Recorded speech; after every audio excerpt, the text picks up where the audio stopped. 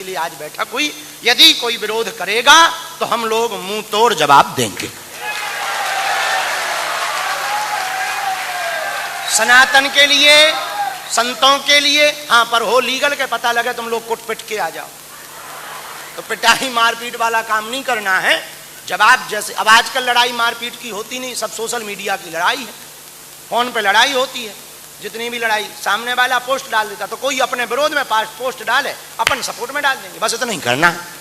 सटे साठ्यम समाचरे, कोई अपनी पोस्ट पर कमेंट करेगा, कहां पाखंडी के चक्कर में पड़े तो तुम्हें बस उसके खानदान को कह देना कि तू और तेरा बाप दोनों,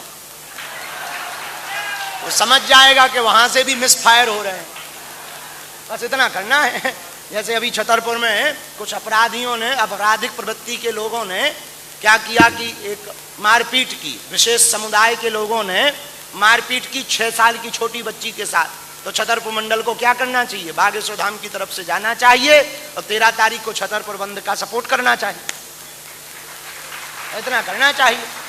उससे उनको पता रहेगा कि अब सब हिंदू संगठनों के लोग एक हैं। तो आप लोगों, हम लोग अपना गठन क्यों बना रहे हैं? इसीलिए बना रहे हैं कि हम सब हिंदू एक हैं। तो जैसे भी कोई विरोध करे तो अपने अपने मंडलों में सक्रिय होकर वहीं पर मुंह तोड़ जवाब, फोन के द्वारा, फोन से, और जरूरत पड़ने पर, मान लो कहीं जरूरत पड़ गई, हम नहीं कह पा रहे तो खुद ही अंदाजा लगाकर अपनी ट्रेन टिकट करवा कर आ गए। बढ़िया जो है, हम सब हिंदू एक हैं। इस भाव विचारधारा के साथ सेवा करनी है, अपने अपने मंडलों को और विस्तार देना है, ताकि एक दिन ऐसा आए कि हम लोगों का बागेश्वर धाम मंडल भारत का सबसे बड़ा मंडल गठन हो जावे और धीमे धीमे रूपरेखाएं चेंज हो रही हैं धाम की। धाम प्रतिदिन नवाचार कर रहा, बदल रहा। आने वाले दिनों में जैसे पहले बैठक होती थी, रात को होती थी, धक्के लगते थे, उसी में सब लोग बैठे रहते। आज देखो, आज केवल आप लोग भर बैठे। एक समय ऐसा आएगा कि 3-3 दिन तक केवल मंडलों का प्रशिक्षण चलेगा। हाँ, 3 दिन की छुट्टी, बागेश्वर धाम गौशाला में वहीं पर रहो, वहीं खाओ पियो, वहीं हम रहेंगे।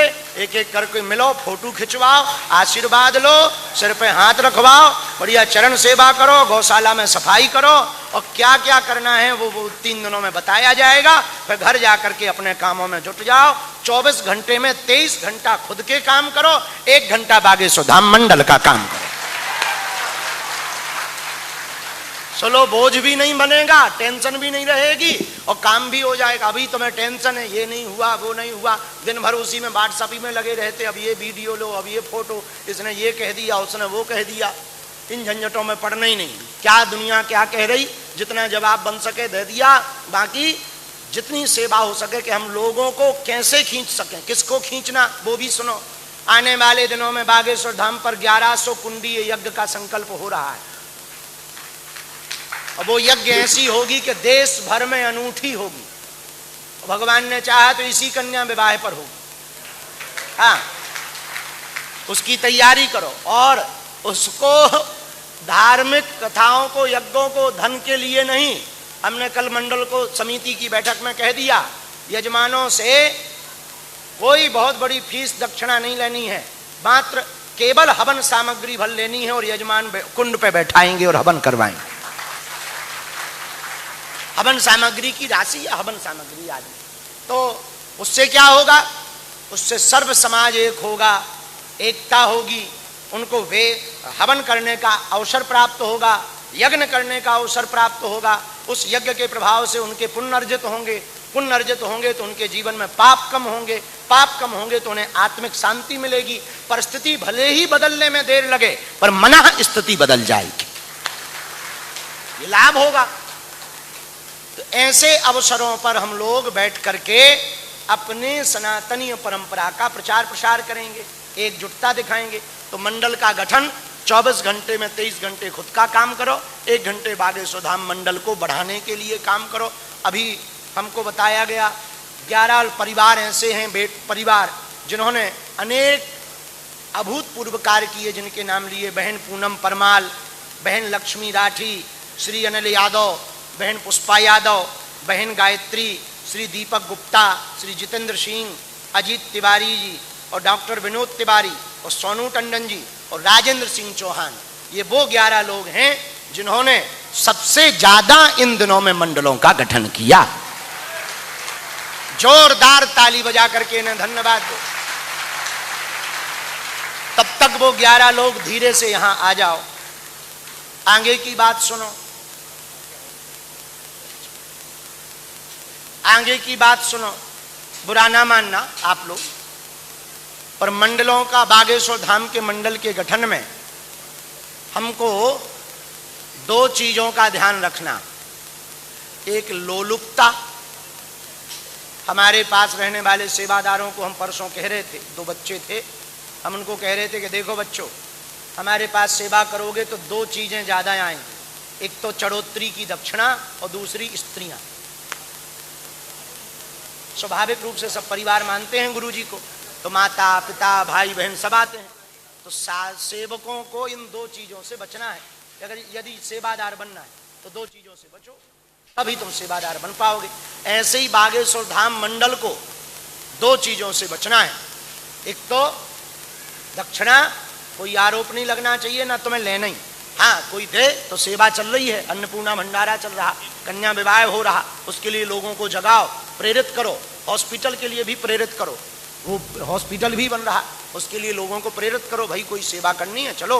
कोई गुरु, मान लो तुम्हारा जन्मदिन आ गया, प्रेरित करो कि चलो भंडारे में 5 किलो आटा दे दे, थोड़ा सा चावल दे दे, उससे लोगों के मुंह में निवाला भी जाएगा और बढ़िया अन्न जन्मदिन भी हो जाएगा। ऐसा हमारा दृढ़ है। भगवान के घर देर है अंधेर नहीं है। हाँ, कुछ गड़बड़ हो सकती, सिस्टम गड़बड़ हो सकता, सिस्टम गड़बड़ हो सकता, पर सिस्टम ही गड़बड़ हो सकता है, सिस्टम बनाने वाला गड़बड़ नहीं हो सकता है।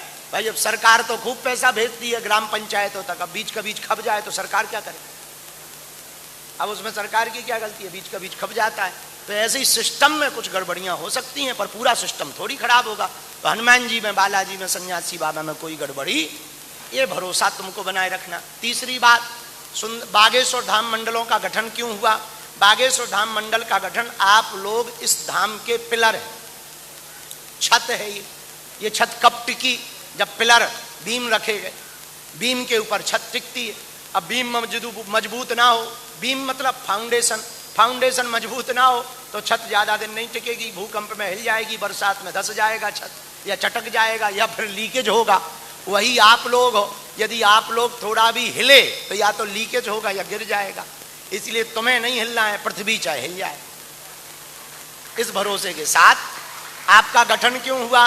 बागेश्वर धाम मंडल का गठन इसलिए हुआ कि बागेश्वर धाम पर जो वार्षिक उत्सव होते हैं उनमें आपकी भूमिका हो, सेवा हो, और जरूरत पड़ने पर आपके साथ जितने मंडल के सदस्य जुड़े, हिंदू राष्ट्र के लिए हम लोग सड़कों पर उतरेंगे।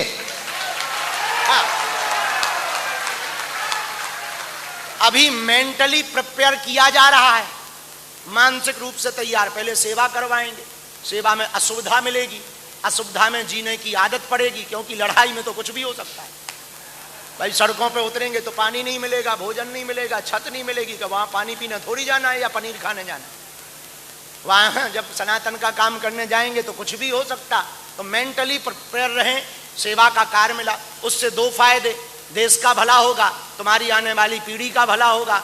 बेटा के बेटा, नाती पोता जो होंगे, उनकी जल जमीन जंगल छुड़ाई नहीं जा सकेगी। कम से कम गजवाई हिंद नहीं बनेगा, भगवाई हिंद बनेगा तो आने वाली पीढ़ियां सुरक्षित रहेंगी और हली उल्लाह वालों के चक्कर में संतानें नहीं पड़ेंगी, हली उल्लाह वालों के चक्कर में संतानें नहीं पड़ेंगी। इसलिए बागेश्वर धाम मंडल का गठन किया गया। और दूसरा, हमको सेवादारों की जरूरत है, तुम्हें गुरु की जरूरत। तो तुम हमें गुरु बना लो, हम तुम्हें चेला बना लेते हैं, झंझट खत्म। भाई पति, स्त्री और पुरुष हो तो स्त्री को पुरुष की आवश्यकता, पुरुष को स्त्री लो, दोनों की शादी कराओ, जय बजरंगबली की, झंझट खत्म। गृहस्थ बसाओ, बढ़िया भजन करो, नाम जप करो, कीर्तन करो, हो गया कल्याण। ऐसे ही तुम्हें गुरु की जरूरत, हमें चेलों की जरूरत। तुम्हें देश के लिए कुछ करना, हमें करवाना है।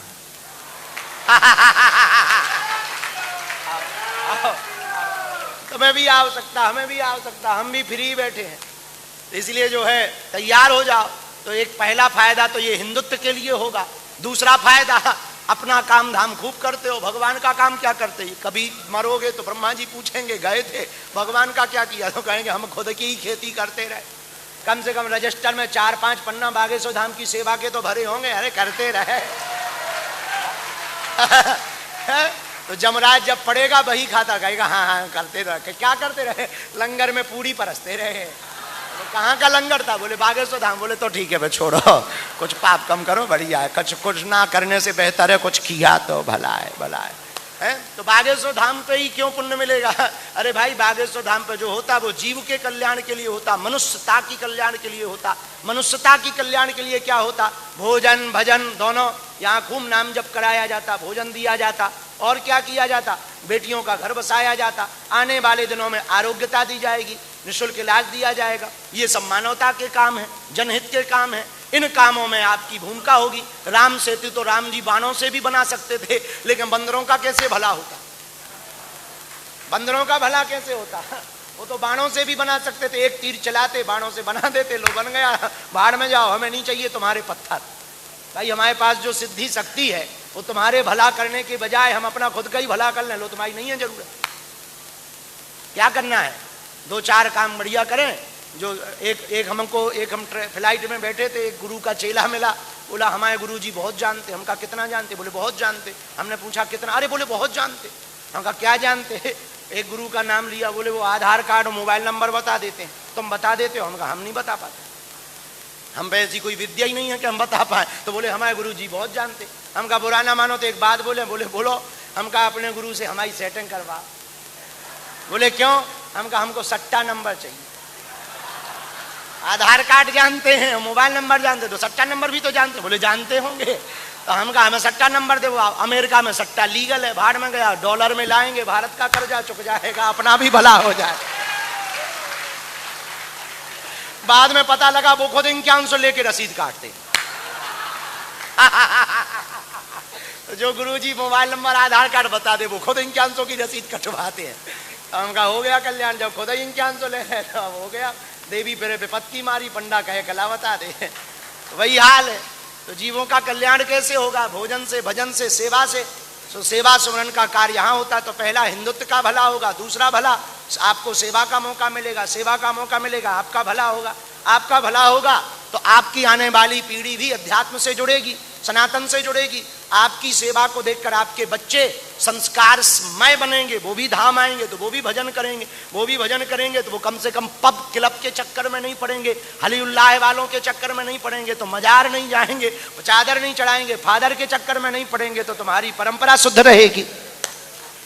तो तुम्हें भी लाभ, तुम्हारे आने वाले बच्चों को भी लाभ, आने वाली पीढ़ी भी शुद्ध रहेगी। और 365 दिन देना नहीं है, 365 दिन में मात्र आपको जो है मुश्किल से 20 से 25 दिन की सेवा देनी है। 20-25 दिन की सेवा क्या? कन्या विवाह और गुरु पूर्णिमा और कभी कभी पदयात्रा, बस इतनी सी सेवा है। बीच बीच में फिर आते रहना, दर्शन करते रहना। तीर्थ है, धाम है, धाम जाने से 3 लाभ होते ही हैं। तो धाम के 3 पुण्य हैं, उन तीनों पुण्यों को पाने के लिए बीच बीच में धाम के दर्शन। तो इस बहाने बालाजी के दर्शन, गुरु स्थान का गुरु स्थान, और भगवान के दर्शन के दर्शन, भजन का भजन। और स्वाभाविक रूप से धाम मंदिर तीर्थ जाने पर नाम जप शुरू हो जाता है। नाम जाप के प्रभाव से झूठ नहीं बोलना पड़ता। गाली उतनी देर, कम से कम उतनी देर गाली तो बंद रहती है, उतनी देर झूठ बंद रहता है। जितनी देर तीर्थ पे नाम जप करते हैं, परिक्रमा लगाते हैं, उतना पुण्य बढ़ता है। नाम जप से मन की शुद्धि होती है, तीर्थ जाने से मन की आत्मा को शांति मिलती है। और हम लोग जो भी काम कर रहे हैं वो 2 काम के लिए ही कर रहे हैं। कहे को पैसा कमा रहे, बोले सुख के लिए और शांति के लिए, और आदमी पर 2 ही नहीं है, ना सुख है ना शांति है। वो कहता है कल सोएंगे, परसों सोएंगे, तब तक एक दिन बिल्कुल ही सो जाता है और शांति बिल्कुल ही नहीं। तो इसलिए धाम आएंगे तो सुख भी मिलेगा और शांति भी मिलेगी, भजन भी होगा, जाप भी होगा और पाप भी कम होगा। ये भी फायदा है। तो मात्र आपको 20 दिन देना है, बाकी दिन आप अपने व्यस्त रहो।